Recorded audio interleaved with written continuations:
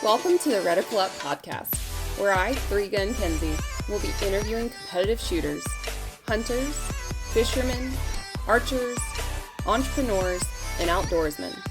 Come learn with me as I interview people from all walks of life, in different disciplines, all across the world, from novices to professionals of all ages. No matter what, everyone has something they can teach you, so come join me on the journey.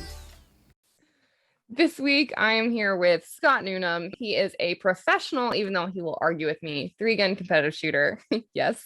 A mentor of mine that has helped me on all of my gunsmithing needs and building my first rifle as well. And also my teammate on DoubleStar USA. So, Scott, how are you? Not bad, and not a professional. He is. You've had some top finishes. That shit. I'm a professional air conditioning fixer. I don't do that. But, yeah. No. Don't let him discredit himself. I'll pull up the scores later. They're not that great, but okay.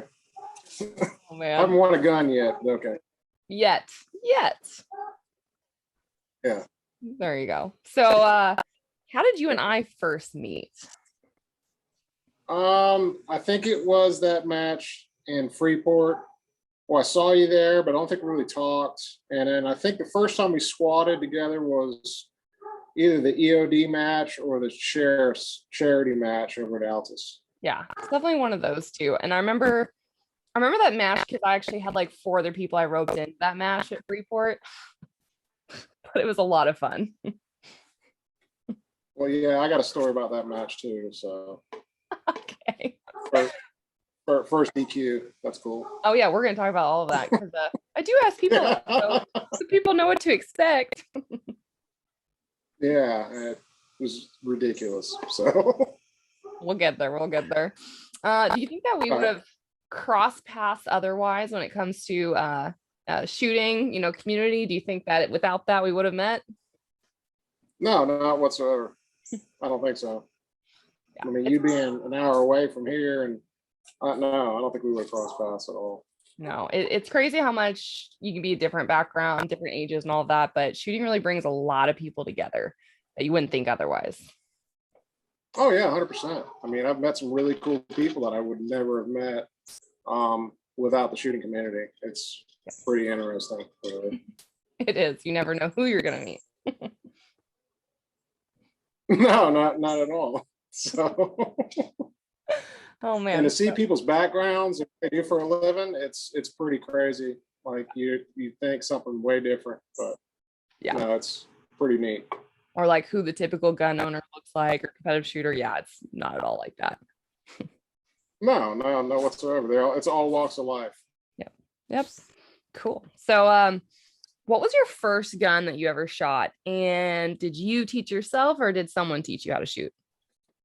Well, the only guns we had in the house growing up was a 22 rifle or a 22 bolt action rifle and a double barrel shotgun. And I hadn't shot any of those. My dad wanted me to get started with a pellet gun. So I ended up 10 years old, got a pellet rifle, learned gun safety that way. And I didn't own my first actual gun until after high school. Wow. So, I mean, I learned gun safety from my dad, the fundamentals, and then after that, it was the actual, rifle shooting and stuff like that was after. Gotcha. So. Kind of a big gap. Did you, I know you're a hunter now, but did you ever hunt back then? No, I didn't really start hunting until, I think I was 21 years old. Okay. Started actually, I think the first time it was still hunting. We were hunting on the reservation out here. And after that, I ran dogs with some friends for a couple of years and then ended up not liking that too much and then got more into still hunting. Nice. Yeah. So definitely later on in life, which, it hurts us in the community for three gun where it's a lot easier to get started a lot sooner. Oh yeah. I mean, I'd be leaps and bounds further in my ability level if I would have started in high school. Yeah. But with my 13-year-old boy and I say, hey, let's go shoot guns today, I don't feel like I don't sit in AC. So I don't know if I would have been the same way. I don't know. In the AC that you provide, no, that you build. Oh yeah, I pay for the electric bill. Yeah. So. Love it. What's like the best lesson, or maybe one of the first lessons that you can remember that you learned early on about firearms from your dad? Basically, don't point the gun at anything you don't want to destroy. Good. That was probably the biggest thing. Is what sticks out the most. Yeah, beyond that, I mean, of course, some, trigger discipline, that kind of stuff. So I love it. Those are the two main things. If you don't point at something you don't want to shoot or destroy, the trigger discipline, it's not going to go off. I think those are more important, honestly, than the others. Like knowing your target, yeah, is important. Or like, yes, checking if it's unloaded or loaded. But even if it is, if you do those two things, it's not going off. basically, yeah, exactly. So they kind of fall into place. Absolutely. I like it. So how long now then have you been shooting competitively, whether it's USPSA, 3-gun, carbine, long range, all of these things that you shoot? When did you actually start? Oh, shoot, probably about 5 years ago. I had accumulated a bunch of guns for no reason, and a buddy of mine from high school was like, "Hey, dude, come out and shoot this USPSA match. Like, what's that all about?" And he told me what I needed, and got that, and started off with USPSA, and then I think it was the same year we had a local 3-gun series, and started doing that. I think it was a 40 cal Smith & Wesson M&P 4 and a Mossberg 500 pop gun, and started doing that. Yeah, so had a great time with that. It was horrible, but that's all I had, and I had a hell of a time with it. So. It gets you there, as long as it got you there, got you to start. Yeah, basically just run what you brung, and then get the fire for it, and then you're like, I need to buy all this stuff. 100%. So like when I ask shooters, what's one piece of advice you'd like to give a new shooter? And for me, I feel like mine is don't get into 3-gun, don't start competing competitively. Your bank account will thank you later. Oh yeah, 100%. Just don't do it. Find a new hobby. Yeah, I mean, it's so damn expensive. Well, it can be. I mean, it's one of those, you think, oh man, that's going to make my gun shoot better, or I'm going to make this better and this better. It's just get out there and pull the trigger, dry fire, that kind of thing. Yeah. But it's an expensive hobby. So we'll talk about the different disciplines. I want to start off with 3-gun because that's your main thing that you shoot, right? What made you actually want to go out and shoot that local 3-gun series? You said just the buddy was like, had you interested? Did you watch a video? Did you what were you thinking when you started? Yeah, I'd watched some videos. I said, oh, that looks super cool. I get to shoot everything. We didn't have the local match didn't have as many options and stuff, is what really kind of fires me up now about it. But just the different weapons platforms and getting to use these guns that I primarily use for hunting in a competition setting, which was freaking awesome. So, and to run around shooting and stuff. Who doesn't like that? Yeah, so. That day. Okay, and you talked about the Mossberg shotgun. Okay, how important, like you said, is it to run what you've got just to get started? How important is it? Yeah. Oh, it's huge. I mean, I have a lot of people that'll ask me, what do I need to get into it? What gear do I need to buy? It's what do you got? Mm-hmm. Okay, well, that works. Just come out, have a good time. See if you enjoy it. If you do enjoy it, then start looking at other stuff. But primarily, if you got a holster, way to hold magazines, and a shotgun that works, comp or semi-auto, it's shoot. I mean, as far as your first match, come out. Yeah. And if there's something that won't fit the need, there's so many other people out there at the range that will let you borrow the gear. Yeah. That's 100%. And everybody's more than welcome to, which is cool about our community. It's, everybody's willing to help. Yeah. And there's not a lot of other communities that are like that. We're directly competing with people that we share stuff with. No, not that I can think of, not the other stuff I've done. Yeah. Maybe go-kart racing, but you wouldn't hand your, mud bogging truck over to some just Joe Schmo, would you? No, I wouldn't have lumped my damn mud race truck out. But if I needed a front or a left tire, it's a directional tire, I could run over to the next guy that's running a Ford and ask to borrow his tire, and he'd let me borrow it. I mean, that was a cool community too. But yeah, I want to say that was more expensive than gun racing or 3-gun shooting. So, oh man, it's long gone. Yeah. So what do you run now in terms of firearms and gear versus like what did you run back then? Yeah. So what I run now, I run a Phoenix Trinity Honcho. I'm kind of back and forth between the 3-port major power factor comp and the single port. I don't know. I just play with those. And then pistol wise back then was, like I said, an M&P 40 cal. After that, I'd ran a Rock Island double stack, one of their para ordnance clones, and it worked great for a cheap pistol.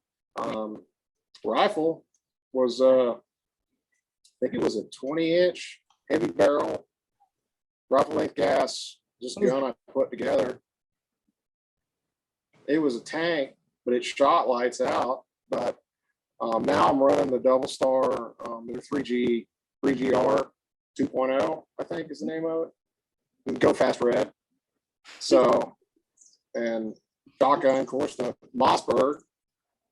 And then I upgraded to a Stoger full camo. I think it was a turkey hunting gun, semi-gun. I still have it. It doubles as my turkey gun, and whenever you call me, you need to borrow a shotgun.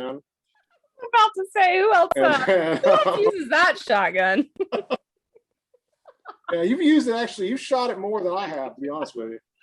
I mean, I'm telling you, whenever you sell that shotgun, I'm the first person you call. No, it's not. I ain't selling that thing. Oh no, it runs. It shoots turkey shot. It's a turkey gun for damn sure. It's a freaking shooter. Well, I mean, it runs, period. But yeah, I mean, I want to jump to open because I really enjoy the red dot on the pistol. So went up to a VR80, which it's a love-hate relationship with that gun, but it started running pretty well. And I just recently upgraded to a DC Precision, one of his, I think he calls them R12 shotguns, based off of a SDS Imports Lynx. So it's kind of like a Sega clone, cool, but it is leaps and bounds better than the VR80. So yeah, I was gonna say with the shotgun world, I still haven't found anyone whose shotgun loves them back. Like you said, love-hate relationship. No. I've cussed that damn VR80 out so many times, like I want to spike it on the ground. And finally got it to run decent with a lot of tuning and aggravation. And then the Lynx, the DC gun, it's been running really well. Now I'm just trying to tune everything to the shotgun shells I'll be running. But of course, the environment of not being able to find shotgun shells that I can get a lot of, it's been kind of a bitch. So yeah, that's always fun. Yeah. My gear definitely progressed over the years. So yeah, you kind of you get up there, man. And can you imagine going back to that 40 cal after your honchos in your hands? Oh my god, no, it's in the safe right now, chilling. So chilling forever. I'll probably never ever shoot it again. So yeah, I don't know. I've thought about getting the slide cut for an optic and then just wearing it as when I go bush hog fields and stuff. Yeah. So it's too hard. You're never gonna go back. No, it's just the 2011 platform is just a awesome pistol platform. Everything about it. Yeah. But yeah, it's hard to go back to a gun like that. Did you always did you ever quad load? Like you had the pump action and then you went to open, right? Did you ever shoot Tac Ops? No, I used my Stoger. Well, I sent it off to get work done at a company, and it took them like 8 months. And I'd shot several matches locally, in hopes of getting it. I think I ended up shooting maybe 2 or 3 matches with it, quad loading horribly. And then 3-gun dried up here. They went to 2-gun series. Think about that. After I put the mud truck away, started shooting again. I quad loaded a little bit, but after that, I was like, no, I'm just going to go full open. I guess I'm a sissy for not for it. I'll catch hell for it. But I just want to go fast. I don't want to deal with throwing shotgun shells on the ground everywhere. Whatever. I'm a puss, but I don't give a damn. I love it. I mean, you shoot PCC too, so there's that as well. Yes, also. I'm what, non-binary? Is that what they call that? There you go. Oh, Lord. Oh, man. Okay. So you shoot a lot of 3-gun all over the country and you've been shooting for a while. What's been your favorite match you've ever shot? I would say it was Blue Ridge Mountain 3-gun up at Rock Castle. Definitely, 100%. Why? Why was it your favorite? Because it was physically demanding. Also, the fact that most of the stages, well, hell, everything was natural terrain. So, and I love natural terrain, and the fact that it wasn't really complex as far as like stage planning, and I could shoot this one way or I could shoot it this way. It was, where do I need to stop to see this target in the woods that's not painted, that looks like a tree? You might be able to see it at 10 o'clock, but at 3 o'clock in the afternoon, you can't see it because there's a shadow. I mean, it was just awesome. I mean, just running through the woods, shooting stuff and trying to remember where everything was at. Oh, did I shoot enough targets? I mean, that kind of thing. So all 3 guns, high round count. It was just friggin' awesome. I just really enjoyed that match. That And is awesome. sucks I was only able to shoot it one time before Rock Castle closed. I kind of got serious about 3-gun too late, basically, is what happened. Yeah, and I remember talking to you about how I didn't think I could hit the 600 yards. I didn't think I could do the physical challenge stuff. So I was like, you know what? I'll do it next year. And that was the year they didn't do it anymore. So at least you got to go. Oh, yeah. It was fun. Yeah. Yeah. And thinking about like stages, you kind of probably just answered it, but what are your favorite kind of stages that these 3-gun matches have, and why? I like natural terrain. That's kind of my thing. I really enjoy just, running through the woods or whatever kind of stuff and shooting at things. Not to say I don't enjoy bay style matches, but I really like natural terrain, shooting across, pastures and stuff like that. Whatever. But yeah, that's my jam. That's awesome. That's awesome. Is there one stage out of all the matches, if you can think about it, that you wish you could do over, either because one, you did poorly and you could shoot it better, or because it was just that awesome stage that you like hated that you only got to shoot once in your lifetime, right? And you wanted to shoot it again?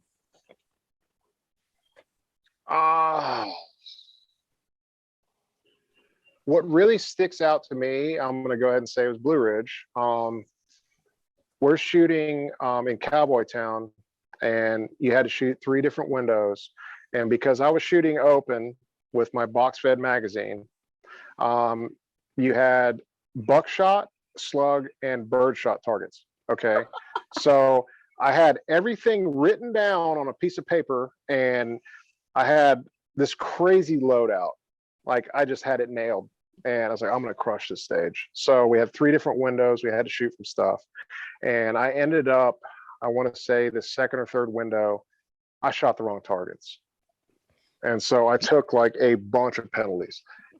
And it sucks because, you know, I look back at it. I think I can't remember what place I got in, but if I would have shot the correct targets, that would have put me in the top 10. And, you know, I kicked myself for that because I was so proud of myself because I had the loadout right. My shotgun ran and, you know, get done, show clear, whatever. He's like, that was a good run, except like, So, yeah, that sucked. But I mean, that's the kind of the one that hangs up with me because it's like, that was just mental, stupid error. So, yeah. Like you said, it's fun when the shotgun runs. Yeah, I mean, I was so stoked. I was like, oh, it ran. Buckshot, slug, bird shot, all that crap stacked in the magazines. I was like, yeah, I crushed it. And no. No. Yeah. I love it. I love it. Well, okay, so switching gears off of a 3-gun, you've been dabbling in PCC, and you shoot a gun that you absolutely love. So tell me about your PCC and why you have such a fun time shooting it. Okay, so yeah, I wasn't getting into PCC because you watch all these guys that build these 9mm carbines. They all take Glock mags, and they're always having issues. I'm like, no, I'm not going to deal with that. And then I saw the AKV, which is a 10.5-inch barrel sold as a pistol. Like, well, hell, I'm going to try that. So I SBR'd one of those, put one of the Ace, I think the SOCOM stock, the short stock on it. And it's been just freaking lights out. It's awesome. It just runs.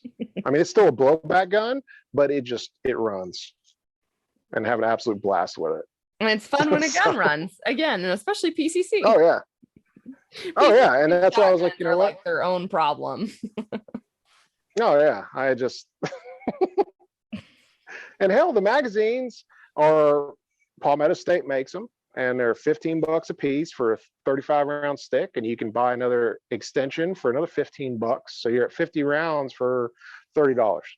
Cheap compared to 3-gun life. Yeah, oh hell yeah, exactly. I mean, yeah, and of course USPSA, you're bringing one gun to the match. Yeah, all that. But yeah, I have a good time with that. I just didn't want to build something that just wasn't gonna be as dependable. And you know, of course, I could have went and bought one of the higher end AR variants, but. Yeah, I want to be different. That was the main thing. Teach your own. So should we talk about the shit show of the all classifier match that you and I shot in Tallahassee? If you want. At least tell me, do you remember zeroing a couple of those, or at least one with the rules of the classifiers? I think I know I did 0 one of them. It was a stupid shoulder. It had something to do with, yeah, it was the left hand, right hand, whatever. I think you had to do a reload in the middle of it. So I'm just like, whatever. So, hot cluster. Yeah, it sucked. All classifier matches are so freaking painful. Like, they're not fun to shoot. They're a necessary evil if you want to get classified. Of course. And, you know, if it's one of those things, if I really, really wanted to make, I mean, I think what am I, B class now, PCC, but I'm right there on the line. If I really want to do major and all that, of course, you know, you could download all the stuff and look at the stages and really practice the classifiers. Yeah. I'm not all about that. Me either. I really don't care. Paper GM. But hey, now, you and I are now the same ranking of PCC, bro. Are you serious? Yes. God damn it. I got to step my game up. Yeah, you're going to get beat by a girl one real quick. Hey, I shoot PCC like I do 3-gun, 2 on paper. I know. And 2-gun nationals. Don't we have that coming up? Yes, we do. Yeah, but I need to look at the open. Oh, that's right. You don't have well, why don't you shoot? Yeah, that's right. You don't have a holster yet. Oh yeah. Yeah, it goes back. But yeah, so I've got I've got Ryan's PCC shooting that again, and my Atlas, and we'll see how it goes. I think it'll be fun. I'm curious. I gotta, like you said, download the rule book or the match book. Yeah. I did find my CMP card. Good. So, except JD said he threw it away like 2 years in a row. So I want to punch him in the dick. You It's don't like, have dude, to wait come on on, him. man. Drop his ass off. You go down to the range and he meets up with you later. I told somebody that last time. I'm like, mm-mm. Yeah, but we're not shooting till the PM anyway, so I'm kidding. Yeah. yeah, I will though kick him to the curb. Yes. Yeah. That card lives in your vehicle. Oh, and pro tip, you have to have it at the range on stage 1 every day. So if you Okay. leave it in your truck and you walk all the way down there, you're gonna have to walk all the way back because the ROs ask on stage 1 of the day for the card again. Okay. Yeah. Anyways, That's new. That's new. So okay, so you shot Yeah. UC and USPSA. You shot a little bit of open. You shot a 3-gun. Now tell me Mhm. about this PRS stint you had. Well, I built I didn't build because I'm not at that level. I had Altus build me a precision gun. 6.5 Creedmoor. So I shot a couple matches last year, really enjoyed it. I didn't get into reloading at the time. I just recently got into reloading. I've only shot 1 match this year because there's so much to shoot. Yeah. But yeah, it's freaking awesome. I enjoy the math involved and kind of the complexity of figuring out what your ammunition's doing, and adjusting to different combination of environments, ranges, wind, that kind of stuff. It's really fascinating to me. I really enjoy it. So I'm still trying to figure that out. I shot the last match at Altus and didn't do so well.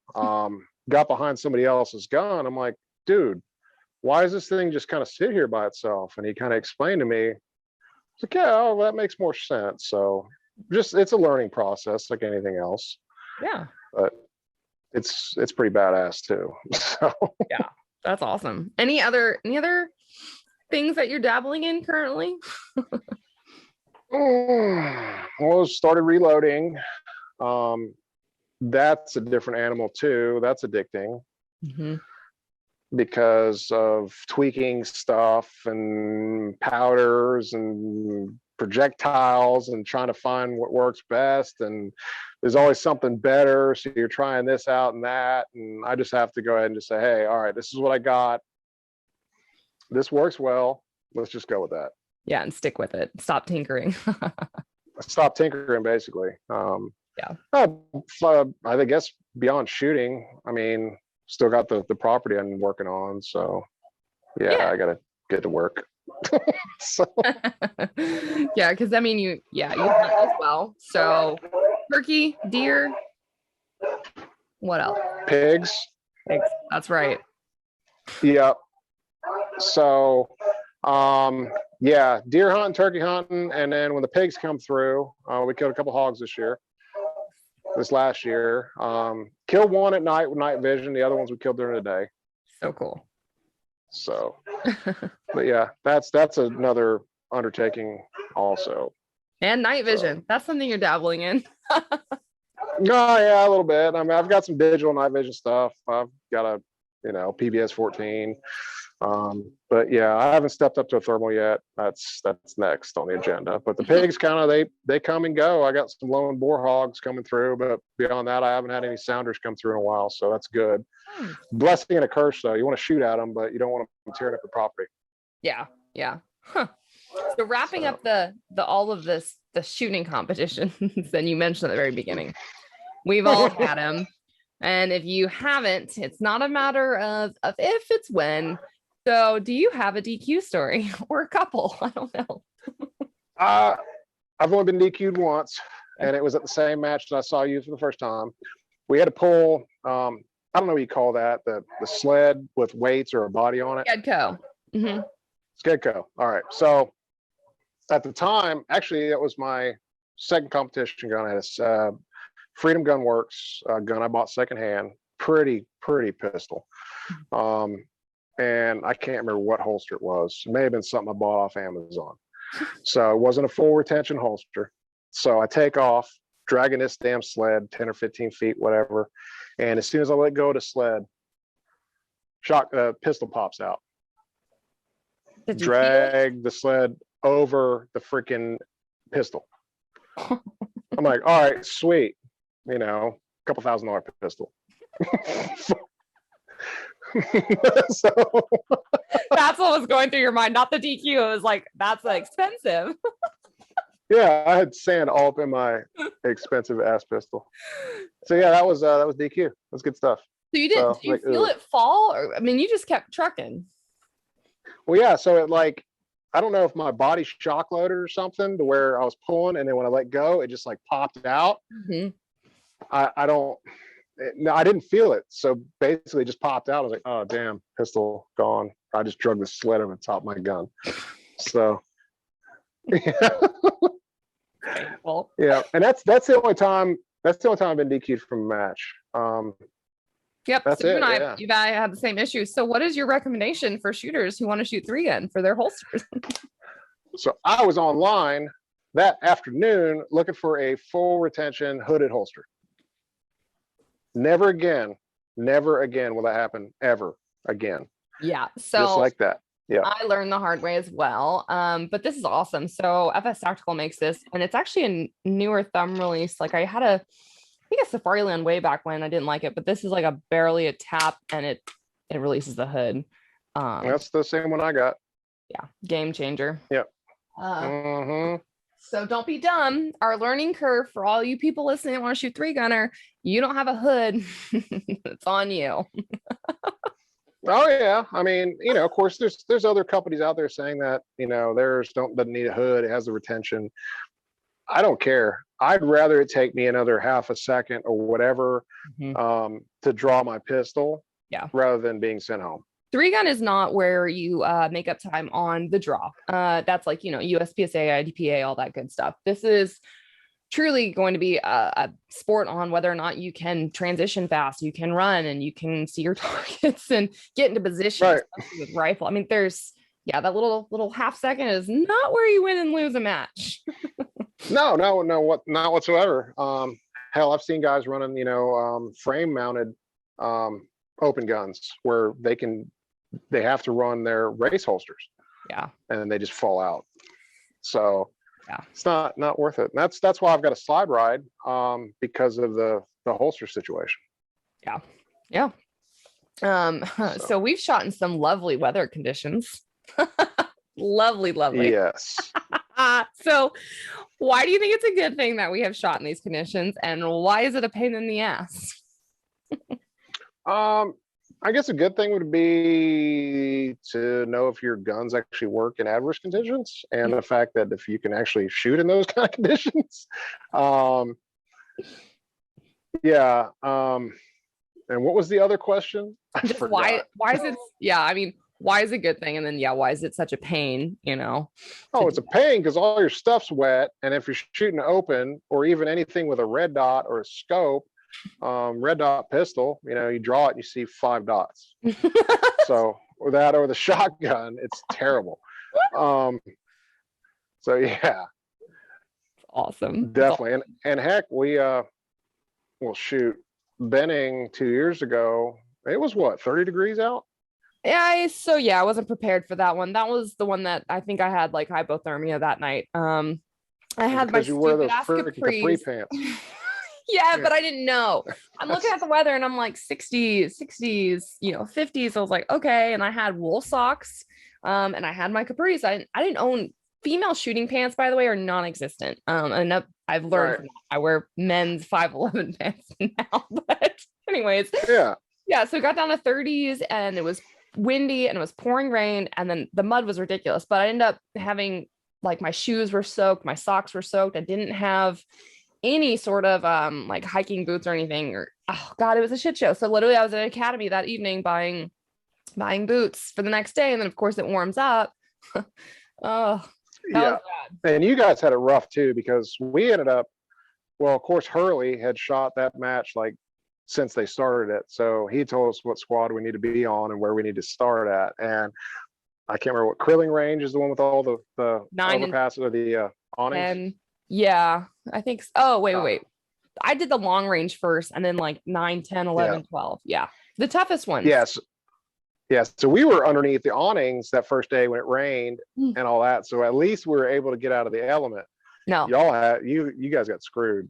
And Not I screwed, shot. but that's just the way it goes. It is the way it is. Yeah. But I now Yeah, know I what I mean- don't want to do because, and I had to start on the one where you're shooting all of the rifle stuff on the move and you had to get on the stupid teeter totter shooting long range while drifting down on these, small white plates that you couldn't see. Like I got my hits, but then you have the Skedco and you're down a tunnel. So you're immediately soaking wet because you're on your hands, your knees, and then quad loading shotgun in the freezing ass rain.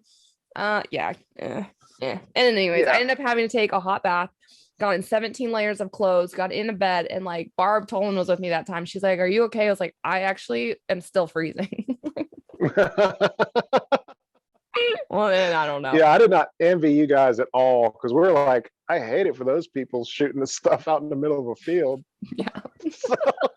And I had the teeter totter where 2 people on my squad fell off. I don't know how I didn't fall off. So yeah, you're having to shoot on a wet ass teeter totter. Again, fun and hard. And I'm glad I did it because there's not a lot of people out there that could say that they did what I did. Horrible teeter totter. And then we had the splash where we had to go under and over the bars and we're just splish, splash, splish, splash. And then the orange steel was buried in the clay in the water. So you actually didn't see targets. Oh my gosh. Anyways, I digress. It's real. Yeah. Oh yeah. And it makes it fun. I mean, it's one of those, some people get a disadvantage over some stuff, but other people's do also. So it's kind of, it balances out and Mother Nature is what it is. So you just got to do it. Yeah. But yeah, we shot, pouring ass rain, be just pouring like your turn. All right, let's do it. Be soaked to the bone. But like, you get down there like, that was a good time. Yeah. Got to shoot guns in the rain, whatever. Yep. That's how 3 Guns totally different, which I do love. It challenges you. In the moment, I'm probably not as happy. But I think at the end of it, I'm like, holy shit, name a couple of people that do what I do, and you can't. No, exactly. So, awesome. No, I wouldn't. Yeah, unless there's lightning, then yeah, I don't want to be out there. With metal rods sticking up. Right, yeah, exactly. Run around with steel poles in your hand. I'm good. Yeah, exactly. Okay, so switching gears out of the competition world. You've built guns for a while. For those listening, Scott actually helped me build my first rifle. I didn't think I would actually ever do that in my lifetime, looking back. So it's pretty cool to learn. And since then I've dove headfirst and became a rifle armorer with our DoubleStar company that takes care of us. But how did you learn how to build rifles? And what was your first one you built? Well, I'm going to go ahead and say YouTube would be how I figured it out. Watched a bunch of videos. My first rifle was I was building a gun, an AR for hunting. So I was like, I don't want to build a 223 or 5.56. I'm gonna build a 6.5 Grendel. And got looking around and heard a lot of good things about J&T Distributing, which is DoubleStar. So reached out to them. Ended up ordering a 20-inch upper and built a gun. And then my second gun was a 16-inch Grendel. Built one off of them too. So funny enough, I was looking back through emails. I don't remember what it was, but yeah, I was talking to Nick like, I don't know, 10, 15 years ago.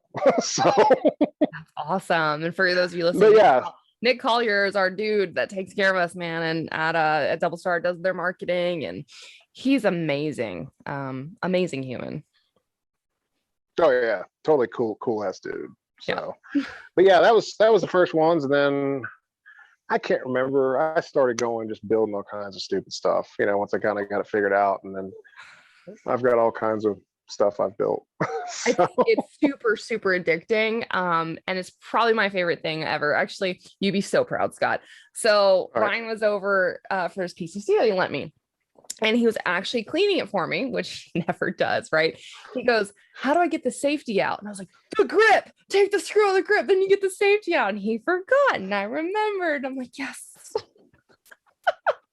Hey, small wins, bro. Small wins. Yeah, of course. I mean, hell, he took that class. It's fresh. Yeah, it's still cool. And then of course that asshole immediately lost the spring for the T-tent. I had spares because that's what a good gunsmith or armor or whatever armor has. But anyway, so I was like, really? So it's somewhere in my room currently. I just don't know where. And I didn't lose it. He did. Yeah, exactly. And that one's easy to get lost. Yeah, and he didn't know the tip with the handle, putting the spring in the handle, and the detent's already in. Anyways, it was a good time. Yeah. So what do you like about building, and why is it important for you to build a rifle like set up for you? I think what someone told me a long time ago was it's basically a Barbie for men. You can dress it any way you want. So Rude. What about me? Yeah. I'm just kidding. I mean, you could play with Barbies or Kens. I don't know, whatever. But yeah, so you can build a gun any way you want it. Rifle length, the barrel length, profile, gas system, anything, any aspect of it. So which is totally cool. That's what I like, tinkering with stuff, and that's always been my thing is building things, and it kind of just fit.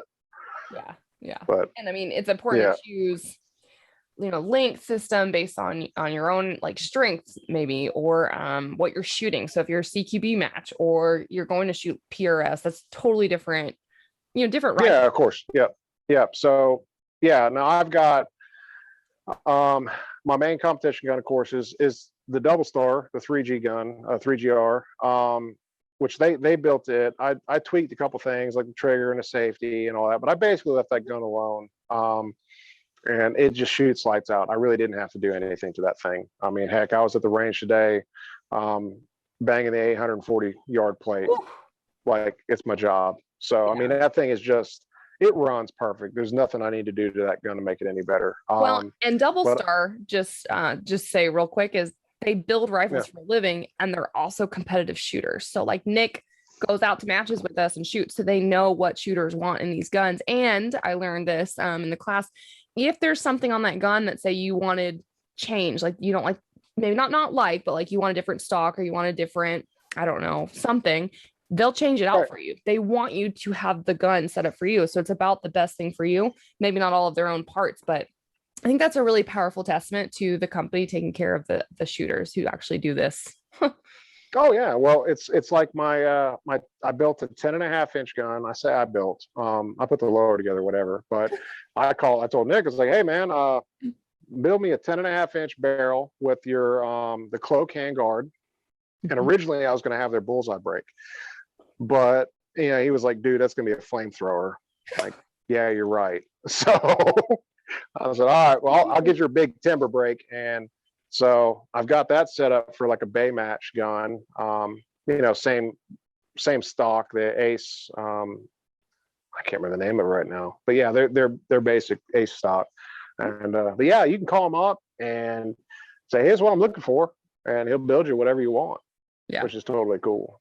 Yeah. So I love that. I was trying to think of what else about that. I mean, so do you want to talk about any, like the rifles are set up for you as in terms of like your cheek weld, the scope mount. I mean, all of those things play in a factor where they're not really universal, I guess, for most shooters, right? I can't see out of your stock sometimes because I need a higher cheek riser or what have you. Yeah. So the Ace, God dang it, ARFX stock. That's it. I've got it. I'm running I think a Griffin Armament SPRM, or the Sperm, as some people call it, mount for my optic. I can't remember what height. And it's perfect with my Trijicon. I just throw my head up on it, open my eyes, it's there. Yeah. Some other people need a little bit higher cheek weld, that kind of thing. And of course, I think you run the Luth AR on yours. Yeah, I just need so much higher, and I don't know why that is. I think mine's I don't remember the rise either. Funny looking face. I know, it's but it is interesting because I struggled a lot with scopes. I shot irons for a very long time. Even on my rifle, my first 3-gun match was iron sights because I was so terrified of a dot and of a scope, and like I would get that scope black whatever ring, and people until I think I really met you, nobody could figure out what the hell was wrong with me. But it wasn't me. Nobody could explain like what was happening and why it was happening. What? Yeah. Nothing. Damn it. Cut out. No, I don't know more about it. It took a lot, and I don't know why that is, but yeah. Well, that also, I mean, you stepped up to a um, higher quality scope that's got a little bit more forgiving eye box, so it's easier to see. But yeah, I mean, setting the gun up to your personal preference, yeah, that's huge. Yeah. So you're not sitting there on the clock trying to find a reticle when you're that kind of thing. So If people yeah. are listening, they're Where not going is to know it? our movement, but it's a really cute thing we just did. Yeah, exactly. Oh man. Oh, so getting towards the end of this, you mentioned the beginning, but I wanted people to know because, like you said, we get connected to people that we would never, I guess, think are shooters. So, what do you do for a living? I am a air conditioning contractor. Me and a business partner and one employee. So we fix air conditioners. I'm construction trash. So yeah. Trash. No.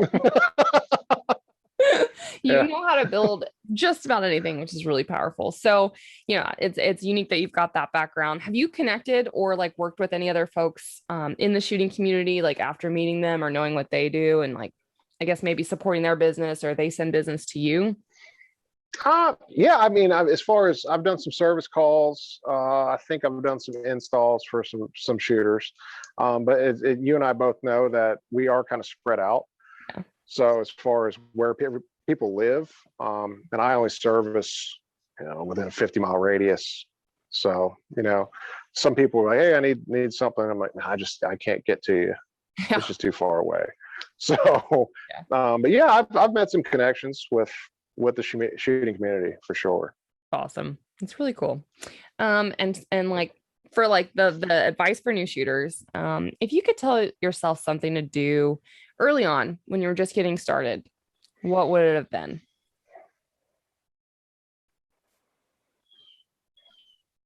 Oh, buy once, cry once. You tell me that all the time. And I Maybe. do that. Yeah, maybe because the shotguns still don't work. Yeah. And that's tough too, because you buy something and maybe it might be expensive, but it doesn't fit your needs. As far as optics and guns, that kind of thing. I mean, run what you brung. Basically, just if you've got, I don't know, a Glock or whatever kind of pistol, just run it. And then if you're really serious about it, then yeah, go ahead and start shopping it out and pick up other people's weapons, shoot them. They're more than willing to let you try them, and just see what you like and then make a decision from there. But yeah, that's, and more than likely it's even then too, like your mag holders and different kind of adjust. I think I went through 3 different belt iterations until I was like, this is retarded. I need to just buy the Safari Land system. Yeah. So I'm so glad I switched to ELS, and people in USPSA still are going to make fun of us, 3-gunners using that, but I don't need 12 different rigs and different crap going on. The ELS is just so modular to be able to take things off and share. If you've got something I need, yeah, I can just throw it on and without having to take everything off and slide things on. It's just done. And I mean, honestly, I think that would probably be the one thing I would tell somebody. And heck, actually, the 2 new shooters I just got involved in the shooting community. A guy from Panama City I met on Facebook. Nice. You need an ELS belt. Went out and bought it. Jenny, my wife's friend that's starting to shoot, she ELS belt. So, that would be the biggest thing, is just pony up, buy the ELS system.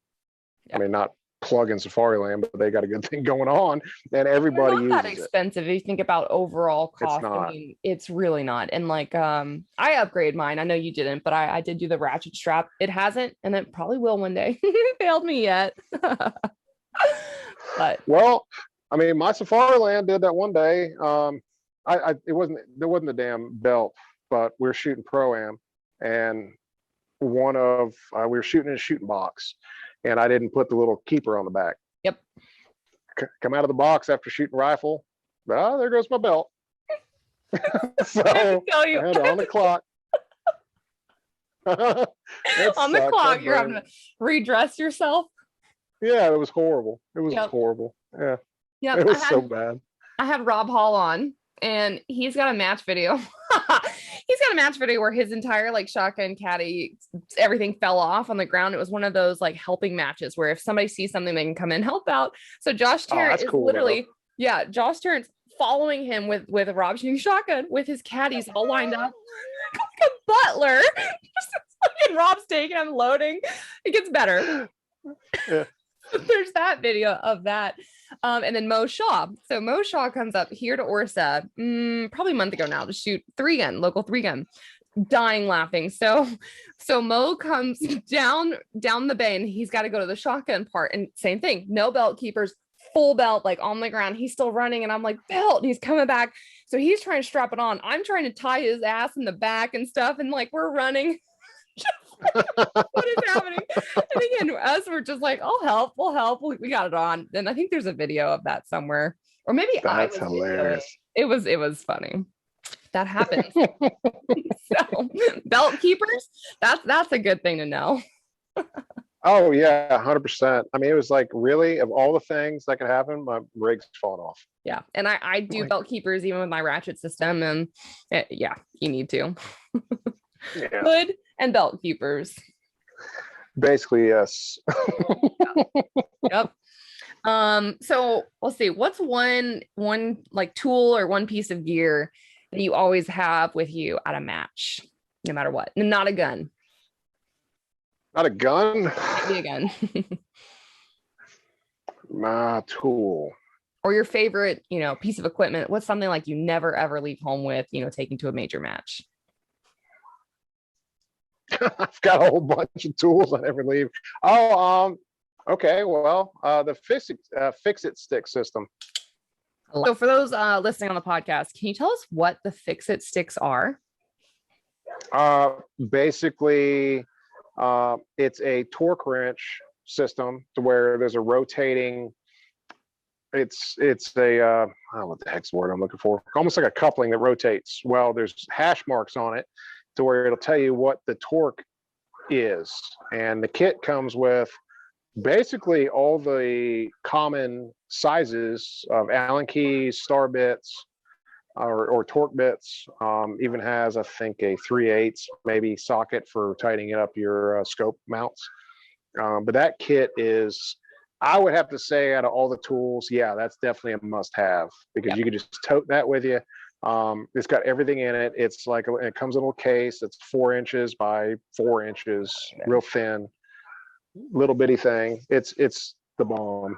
Yep. So it has a flat head. it replaces everything. Head. Yeah. Has the screwdrivers too. Yeah, it's got everything in there. So yeah, that's probably the most. I keep forgetting I have that thing sometimes because I have it in the bottom of my bag underneath my range bag. That's good. You don't have to use it. Yeah, and I'm silly, and I've got like 3 duplicates of everything in my bag, so it's excessively heavy. But It's not silly. That's kind of our life, honestly, shooting 3 gun. And I love my Fix-It sticks. I think you told me about those, and I use them to fix my Ring doorbell, to assemble my gun belt, fix my stuff. But like literally, I'm like, I have Fix-It stick. I don't need a screwdriver ever again. No, and it's got like all the common sizes. I don't remember what the price point was. So but it's affordable for Yeah. The biggest thing is you don't need a separate torque wrench. It's there. Yeah, it's awesome. And they have different kit sizes. So you can get the basic mini, you can get a bigger one, you can just go full crazy. Right.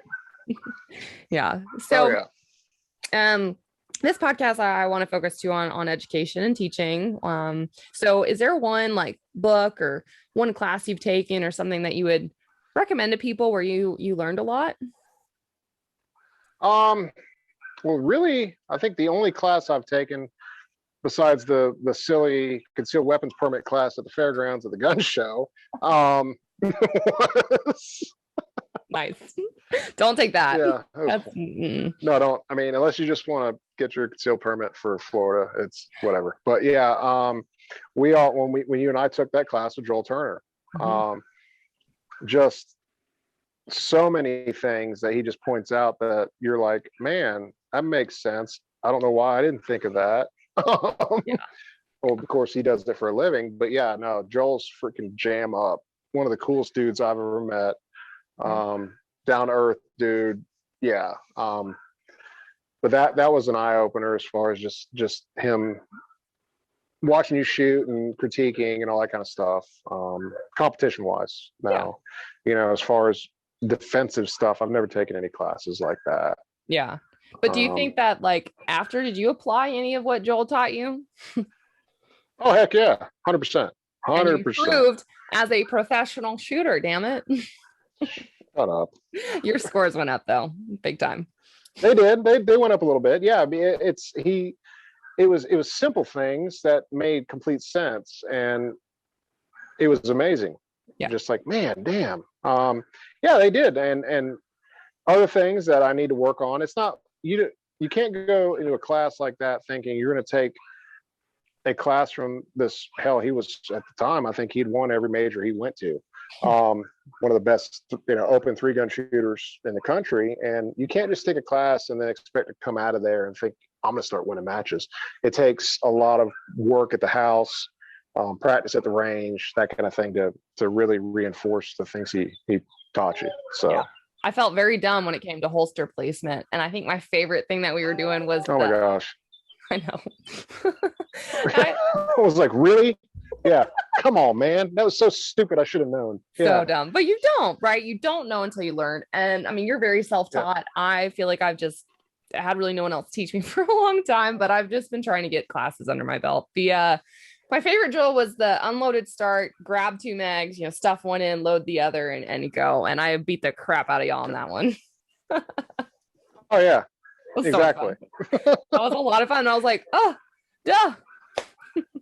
And I haven't practiced that at all. Good. Solid. No, but that was the other thing is like when you take a class, don't expect to literally overnight like remember all of that and do all of that and apply all of that. It honestly takes pieces, and for yourself to mental check yourself, be like, did I do that? Am I doing that right? Like I focus a lot on footwork now. That's the biggest thing, and some of it feels unnatural. Mm-hmm. But yeah, it takes a lot more work at the house, or just setting 2 boxes up and entering and exiting positions, that kind of thing. Even, just leaning towards where you're going to go, right? Start off the bat. I mean, just all the things. Oh yeah. I forgot probably 50% of what he was talking about. Because you're a dude. I mean, but he changed my shotgun loading down, from weak hand to strong hand, which was a huge change for me. But then when I looked at times on loading, I'm like, crap, like I'm so much faster now. And it's safer as far as a 26-inch barrel shotgun with a tube that's like another 6 inches, like, Oh yeah. DQ like that. Of course. Yeah. Cool. But yeah, hell, I don't know of any other classes right now. Well, like you were talking about, Travis Tomasi's having a class.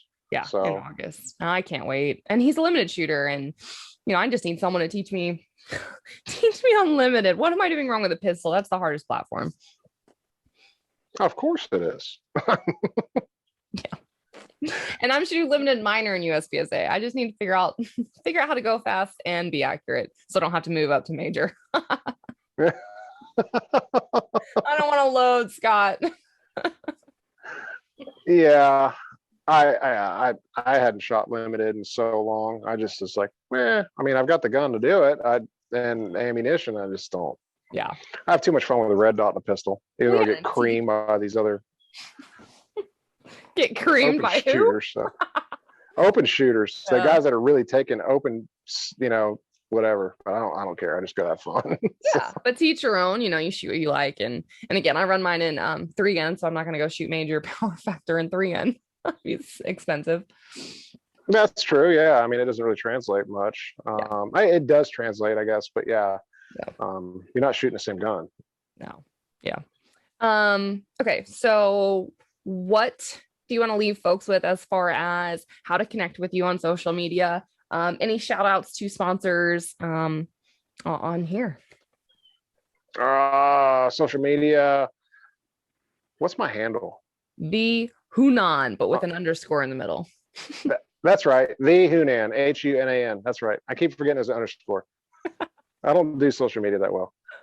Scott Newnam on Facebook. I'll just do this for you. No. And exactly. Any shout outs to the people that take care of you in the industry? I'd say definitely DoubleStar. They've been jam up. What's cool about them is they're family run business. Everybody is just down to earth, cool people. You call them up and ask them anything. Just really, really great company. If you're needing anything weapons related, hell, they're building 1911s. They do knives. They're building AR-10 platform guns. Just anything. And heck, if they don't know, they'll lead you in the right direction. And hell, let's see who else. Of course, my home range, Alta Shooting Solutions.